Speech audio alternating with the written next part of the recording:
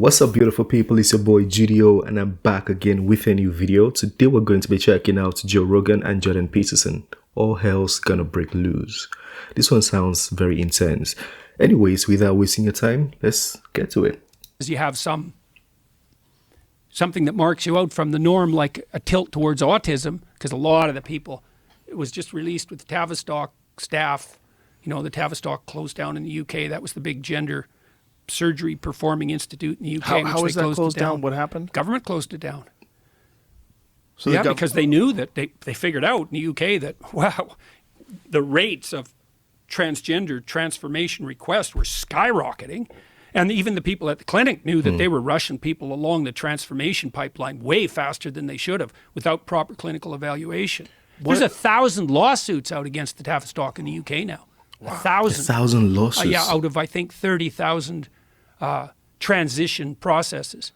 So what is the difference between the way that you... Okay, let me ask you guys, before they continue, I just want to say, what do you think on the whole transition? Do you think people are being rushed, or do you think people know what they want and they should just go ahead and do it, and doctors should be available to do it for them or do it to them? You know, tell me your thoughts on it.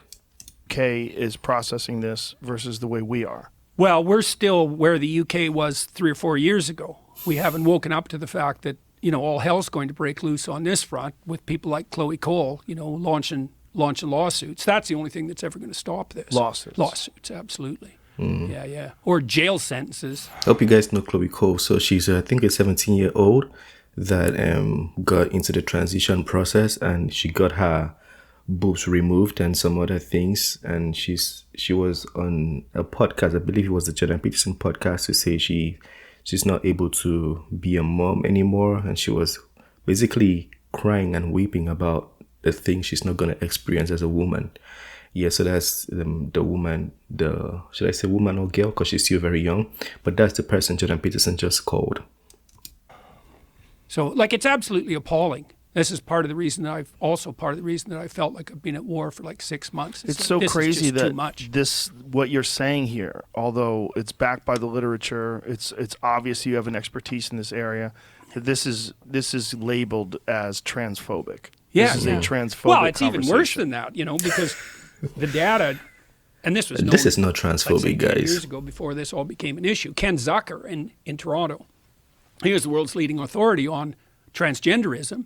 You know, he divided it into 2 parts. There's the autogynephilic types. Those are the guys who get sexual kicks from dressing up in women's clothing and then go do drag queen story hour. Say, well, we're just, you know, pristine and pure. It's like, no, you're not.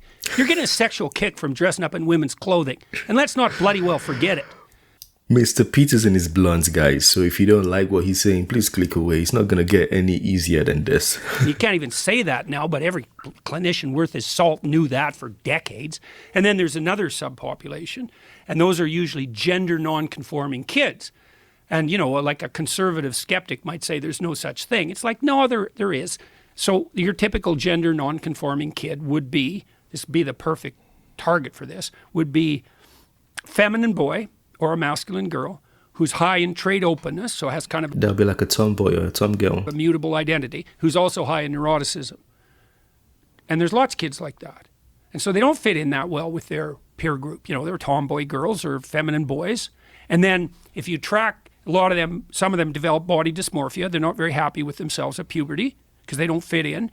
But Zucker showed very clearly, he ran the transgender treatment clinic at CAMH in Toronto for decades, and he was one of the world's leading authorities in terms of publication. I think he was the editor of the lead journal for years. They just took him out in Canada, fired him and disgraced him, and he battled on the lawsuit front for like 10 years and was eventually vindicated, but he didn't have a political bone in his body. He was a clinician through and through, you know.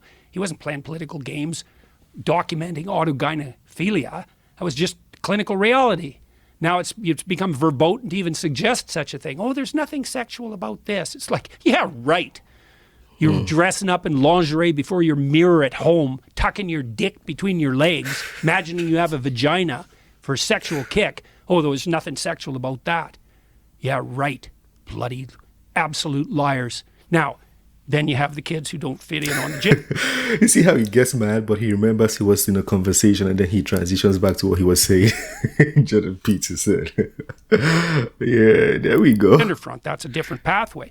But with them, if you leave them alone, so do no harm, leave them alone. 90% of them accept their body, their sex, by age 18 or 19. And 80% of them are gay. So what that also means is, and the gay community is going to wake up to this sooner or later, is that most of the kids being sterilized and mutilated are gay. 80% of them. So I don't see how the LGBT alliance is going to hold up under that sort of reality. So, yeah, that's for sure, man. Wow, That's crazy. Yeah, and here, yeah, let's that's add a crazy something equally revelation ugly right to it, there. since we haven't gone far enough yet. So here, we'll do a little bit of arithmetic. So a while back, Disney executive mentioned on video, this is when Florida went after Disney, was all when this was happening. She came out and said, I think she was head of domestic programming for Disney. She said, well, I have 2 children, 5 and 7. One is trans and the other is pansexual. And I just thought mathematically right away, it's like the chance you have a trans kid is 1 in 3,000. That's not a very high chance. And let's say the chance that you have a pansexual kid is the same, whatever pansexual means. I don't even know how to calculate those odds. But What is pansexual, guys? You guys should explain to me. I think I know the idea of what it means, but I don't really understand if that's something that's logically explained. So if maybe you're more informed in this field than I am, please feel free to educate me, you know? whatever that is rarer than trans, because no one ever even heard about it until 5 years ago. So the joint... I never heard about it. Like, I'm Nigerian and I moved to Canada, but I never heard about anything like that until like last year, I believe. I'm not even lying or trying to be funny. I never heard about it till like last 2021, I believe. That was when the first time I probably heard about pansexual. I didn't know it was a thing. Joint probability that you have a trans kid and a pansexual kid is 1 in 9 million. The odds that you're a pathological narcissist sacrificing your own children to the glorification of your compassion is 8,999,999 to 1. So, like, do you have a trans kid and a pansexual kid, or are you a devouring mother? Well, you can look at the odds and decide for yourself. Jesus. Oh, yeah. Oh, yeah. Even Joe Rogan, wait, Joe Rogan has heard a lot of things. He's seen a lot of things. But Joe Rogan is like, Jesus. This is intense, bro.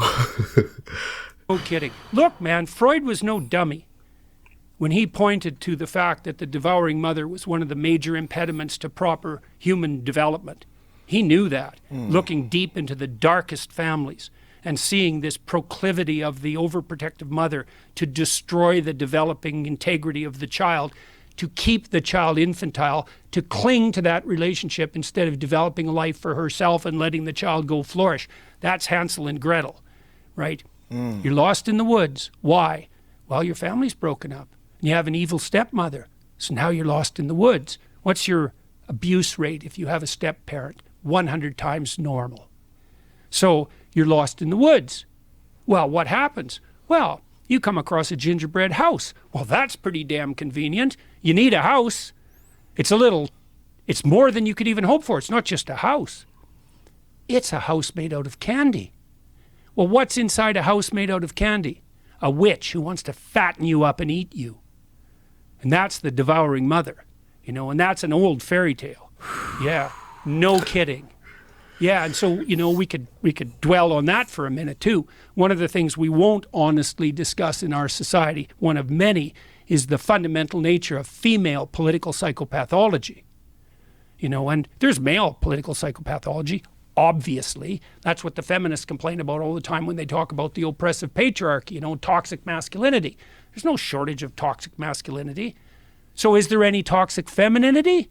Well, not if the feminine is just the, oppressed virgin goddess whose nature. But how about we don't live in that fantasy world? And we know, there's female political pathology, the tendency to infantilize everyone. and the tendency to assume that everyone who doesn't go along with the infantilization is properly characterized as a predator. And so, you wonder, why are the universities turning into extended daycares? Well, a lot of the reason for that is that women who don't have anything better to do are turning the university students into the infants they never had. Partly. I can't even, my hand is shaking for him. Like, I don't. Yeah, Jordan Peterson just went all in. I heard the man is under lawsuit and he's been asked to go or undergo social media training before he can practice. And then he went on Joe Rogan and did the same thing again that probably got him the lawsuits. Jordan Peterson is not somebody you want to play with, He's someone you want to learn from. And if you have an argument, you have to make it logical or statistically true before you can win anything against him. Because for one, he's very, very smart. And everything he said, he has backing or some kind of logic or some kind of facts or some kind of reference. So if you think he's wrong, go check the reference. So if you're coming to say anything opposing what he's saying, you must also have a reference. So in this context, even though it sounded very intense, I cannot even say he's talking trash. Because I'm not qualified more than he is to say it. Oh my goodness, that was so intense, bro. Jordan Peterson.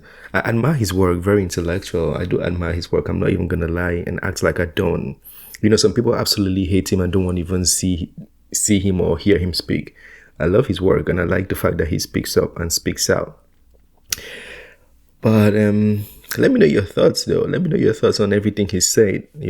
Most of the time I've posted videos and some people straight up hate it and some people just agree and say that's the fact, So when you agree and say that's the fact or you hate it, state your reason, Because Jordan Peterson, in everything he said, he's also stated reasons. He stated references, like I said earlier.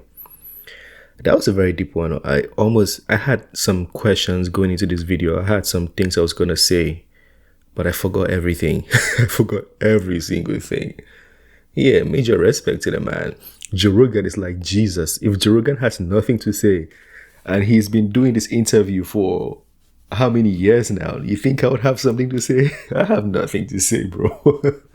It's the end of this video. Don't forget to smash that like button, subscribe if you're new to the channel, and I'll see you on the next one. Have a very wonderful day. Peace.